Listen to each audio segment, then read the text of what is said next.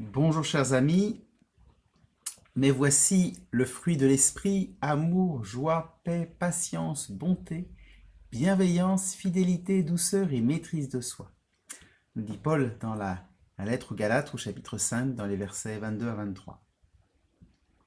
Nous sommes ces 9 fruits de l'Esprit Saint nous accompagnent pendant toute notre neuvaine spirituelle qui va nous amener jusqu'à la Pentecôte.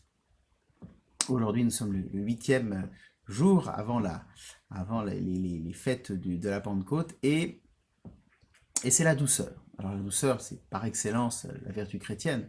Le Christ dans l'Évangile se présente comme doux et humble de cœur. Et donc la douceur, c'est vraiment quelque chose à cultiver et à faire grandir dans sa vie chrétienne. Douceur qui n'est pas mièvrerie. La douceur, c'est la vertu d'effort. Ça consiste justement à pouvoir avoir cette capacité en soi de pouvoir justement pas se laisser envahir par la colère ou la crainte, mais dans une capacité à accompagner les choses. Et donc c'est une véritable force.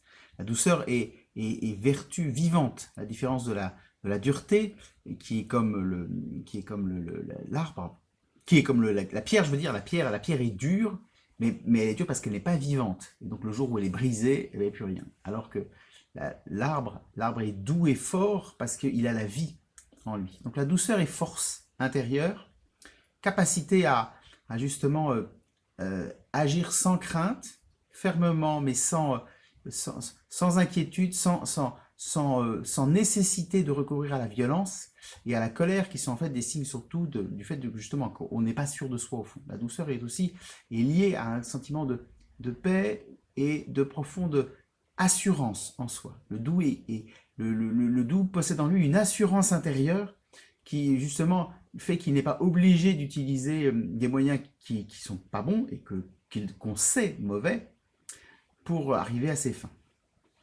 Donc c'est une grande vertu chrétienne et le Christ ainsi est pour nous l'image de ce qu'est véritablement le doux par excellence, à avoir une grande fermeté d'âme et une grande compassion.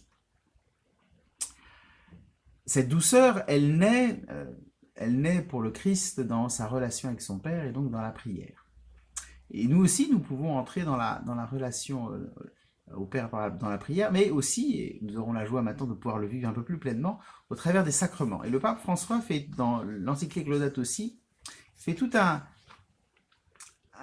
parallèle, une méditation spirituelle très belle sur cette façon dont finalement les signes sacramentaux, les sacrements, sont pour nous une manière de nous réconcilier avec la nature, une manière pour nous d'entrer dans une vraie contemplation de la nature. Il cite Saint Bonaventure qui disait « La contemplation est d'autant plus éminente que l'homme sent en lui-même l'effet de la grâce divine et qu'il sait trouver Dieu dans les créatures extérieures. » Voilà. L'homme contemple Dieu en toutes choses. Et le pape citera un peu plus loin un très beau poème de Saint Jean de la Croix pour voir à quel point, justement, nous ne divinisons pas la création, voilà, ce qui serait faux, ce qui serait d'ailleurs intellectuellement une mystification. Nous savons très bien que la terre autour de nous n'est pas Dieu, et que de même, il y a une différence fondamentale entre l'homme et les animaux. L'homme possède une dignité éthique, fondée sur le fait qu'il possède une âme immortelle, et donc qu'il possède une capacité à la liberté et pour faire le bien et à la recherche de la vérité, qui est incomparable par rapport aux animaux qui ne possèdent pas cette capacité justement à la vie éthique et à la recherche de la vérité. Donc on n'est pas dans la même chose. Mais il n'empêche que, parce que Dieu a créé l'univers, créé le monde, les réalités créées nous amènent à découvrir la présence de Dieu, ou nous font remonter à la présence de Dieu, présent en toutes choses. Et ça passe justement par cette contemplation, cette façon dont le cœur doux finalement est capable de voir les choses et de les trouver belles. Alors ça, on le fait déjà dans la prière et dans la contemplation, mais d'une certaine manière, la liturgie est comme la façon dont nous recueillons cela, puisque la liturgie organise dans ses célébrations, et plus particulièrement dans l'Eucharistie, justement cette façon dont elle va convoyer, rassembler les réalités terrestres pour les présenter à Dieu, pour les faire, tout ce qui nous a été donné vient de Dieu, et bien nous le redonnons à Dieu, augmenté de nos bonnes œuvres, de notre travail, de notre désir de faire le bien, mais nous le remontons à Dieu dans l'offrande eucharistique. Parce que voilà, c'est le pain, fruit de la terre et du travail des hommes, est ainsi offert à Dieu pour lui rendre gloire et pour attendre en retour le don de Dieu. Et ainsi, la création, l'homme, avec tout son corps, avec toute sa partie sensible, est intégré dans la célébration liturgique. Et ce que pointe le pape, le christianisme ne refuse pas la matière, la corporéité, qui est au contraire pleinement valorisée dans l'acte liturgique, dans lequel le corps humain montre sa nature intime de temple de l'esprit et parvient à s'unir au Seigneur Jésus, lui aussi fait corps pour le salut du monde. Voilà, il n'y a pas de divinisation des réalités matérielles, mais il y a une façon de comprendre que ces réalités matérielles sont appelées à être comme élevées vers Dieu par la puissance justement de l'Esprit Saint et par la médiation du Christ. Et ainsi, bah voilà, c'est un peu toute la...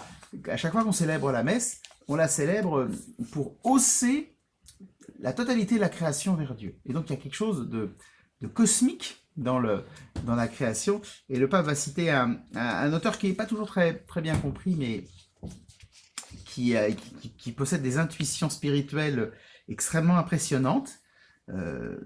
Après ça, on peut discuter sur la cohérence de la pensée théologique, de la pensée, voilà, la logique, si tous les éléments sont bien tenus ensemble. Mais donc il va citer donc un jésuite, le père Teilhard de Chardin.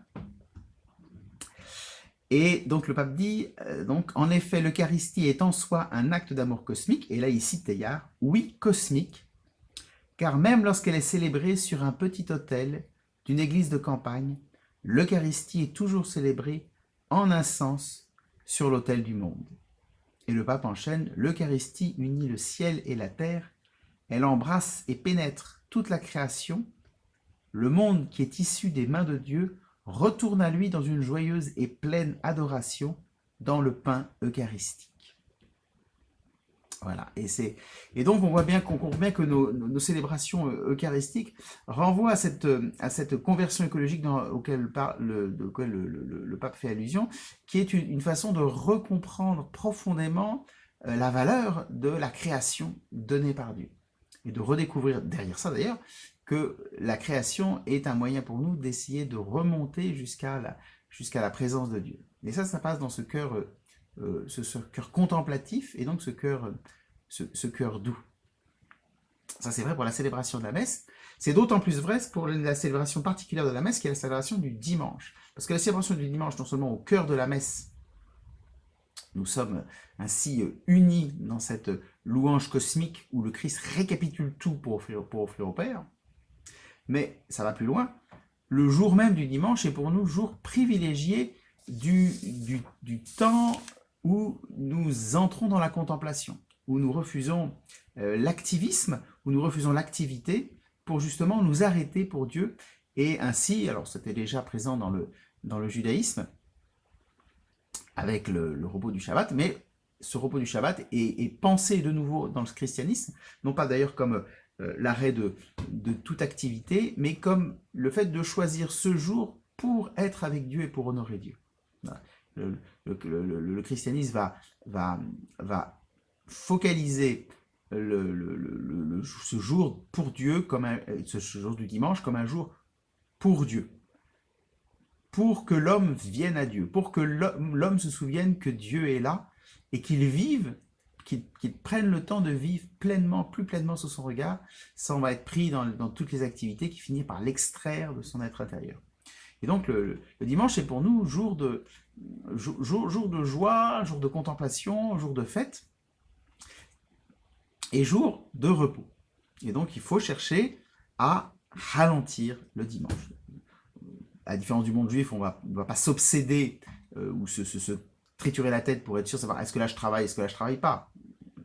Mais on va essayer de trouver justement, d'entrer dans l'esprit du repos du Seigneur, qui est fondamentalement non pas l'application de règles plus ou moins, plus ou moins logiques et plus ou moins arbitraires, qui au bout d'un moment sont quand même plus des débats de spécialistes, plutôt que, on voit ça dans l'Évangile, au bout d'un moment, on a l'impression que c'est le débat sur le travail du Shabbat est plus une question pour faire plaisir à des spécialistes qui aiment poser des règles, que pour véritablement que ce soit pour le bien de l'homme. Et Jésus le rappelle.